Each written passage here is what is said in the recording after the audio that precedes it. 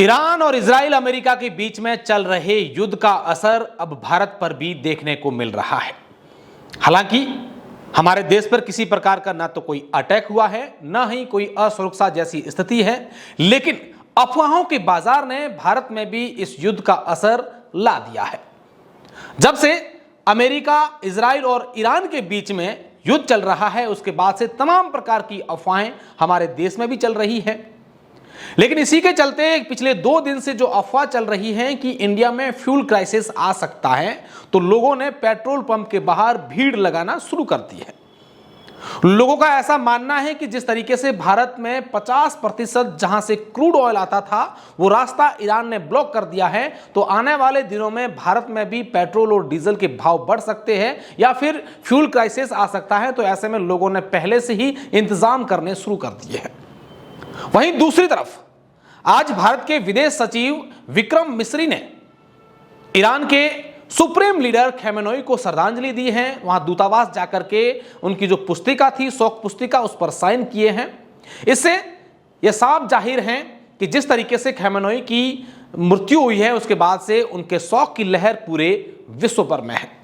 वहीं अमेरिका एक के बाद एक बयान दे रहा है कि हम जो है इस युद्ध में ईरान को पूरी तरीके से नुकसान पहुंचाएंगे और अब हम ईरान से कोई बातचीत भी नहीं करेंगे। ईरान का दावा यह है कि हम भी लगातार इजराइल और अमेरिका को नुकसान पहुंचा रहे हैं।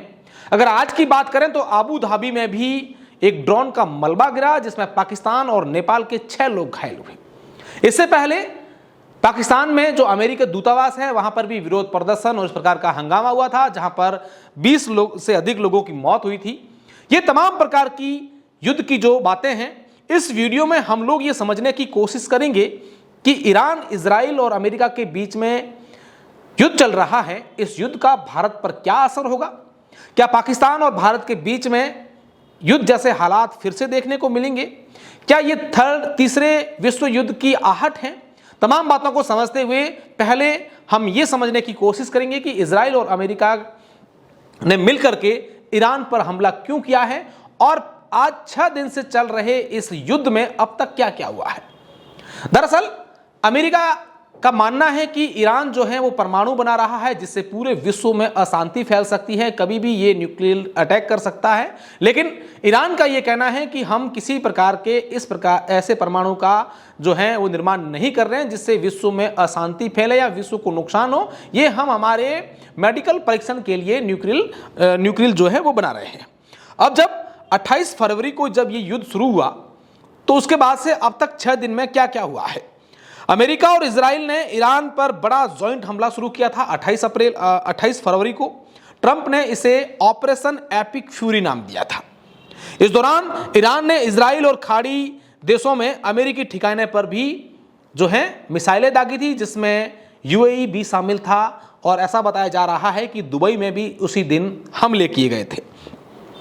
ईरानी सुप्रीम लीडर अली खमेनेई समेत कई अधिकारियों की मौत हुई और ईरान के गर्ल्स स्कूल पर भी हमला हुआ, जिसमें 150 से अधिक बच्चियों की मौत हो गई। 1 मार्च को ईरान ने इजराइल पर कई मिसाइलें और ड्रोन हमले किए। इजराइल ने पूरे देश में इमरजेंसी लागू की और सेना को हाई अलर्ट पर रखा। 2 मार्च को अमेरिका, इजराइल ने ईरान के नतांज न्यूक्लियर सेंटर पर हमला किया और ईरान का 50% मिसाइल स्टॉक को नष्ट कर दिया। 9 नेवी के जहाज डूबे। अमेरिका ने ईरान पर B-2 बॉम्बर्स से हमला किया और कुवैत ने फ्रेंडली फायरिंग में 3 अमेरिकी फाइटर जेट को भी गिराए। 3 मार्च को अमेरिका दूतावास बंद हुआ। सऊदी अरब, कुवैत, लेबनान में अमेरिका दूतावास अस्थायी तौर पर बंद करने के साथ ही ट्रंप ने यह कहा था कि अब बातचीत में बहुत ही देर हो चुकी है। यानी कि ट्रंप ने साफ तौर पर जाहिर कर दिया था कि अब ईरान के साथ हम लोग कोई बातचीत नहीं करेंगे। 4 मार्च को ईरानी युद्धपोत जो भारत से वापस ईरान जा रहा था, एक यहां पर किसी कार्यक्रम में भाग लेने के लिए युद्धपोत जो आया था, उस पर अमेरिका ने हमला किया, जिसमें 87 नौसैनिक मारे गए। मिडिल ईस्ट में अब तक 17,500 जो हैं वो सुरक्षित अमेरिकी वापस लौटे हैं।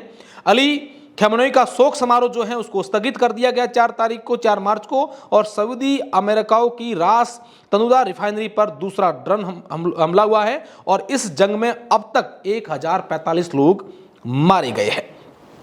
विदेश मंत्री ने आज दोपहर ईरान के विदेश मंत्री अब्बास अरागची से बातचीत की है। उन्होंने मिडिल ईस्ट में चल रहे संघर्ष के संबंध में ओमान के विदेश मंत्री सैयद बदर बिन हमद बिन हमूद अल बुसैदी से भी चर्चा की है। ऐसा डॉक्टर जयशंकर ने ट्वीट करके ये बात कही है। तो ये तमाम प्रकार की अपडेट्स हैं वो ये हैं, और अब हम समझते हैं कि इस युद्ध का भारत पर क्या असर होगा। हालांकि युद्ध आम लोगों के लिए ठीक नहीं होता है, चाहे किसी भी देश में हो, लेकिन सरकारें और सत्ता जो है अपने लिए और अपने देश में शांति रखने के लिए इस प्रकार के युद्ध का आगाज करते हैं। और अब जिस तरीके से युद्ध के हालात बनते जा रहे हैं, तो ऐसा सोशल मीडिया पर भी अफवाहें हैं, मीडिया रिपोर्ट्स की भी अगर माने तो युद्ध के हालात जो हैं दिन ब दिन बढ़ते जा रहे हैं।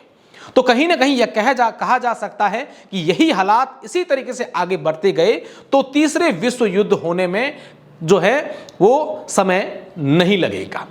भारत और पाकिस्तान के बीच में इस युद्ध का जो है असर कब और कैसे देखने को मिलेगा, इसको लेकर अब तक कुछ भी नहीं कहा जा सकता है, क्योंकि इस युद्ध में सीधे तौर पर अमेरिका में जब ईरान के सुप्रीम लीडर की मौत हुई तो वहां पर पाकिस्तान में अमेरिकी दूतावास पर जब ये हमला किया तो उससे ये भी है कि इस युद्ध की आहट पाकिस्तान में भी है, लेकिन हमारा देश में अभी तक किसी प्रकार की कोई चीजें नहीं है। और इसको लेकर साफ तौर पर जाहिर कहा भी जा सकता है कि हमारे देश में जिस तरीके से ये हालात चाहे दुबई में बने हो, चाहे यूएई में या अलग अलग जगह पर बने, तब भी भारत के कई ऐसे लोग जो है वहां पर युद्ध के कारण मारे भी गए, लेकिन भारत ने अभी तक अपना स्टैंड जो है इस तरीके से नहीं लिया कि इस युद्ध में शामिल होने की बात कही हो या फिर उस प्रकार की अपील कही हो या किसी ऐसी कोई चीजें सामने नहीं आई है। अब देखने वाली बात होगी कि युद्ध विराम होता है या फिर युद्ध का जो आग है वो तीसरे विश्व युद्ध की तरफ चली जाती है।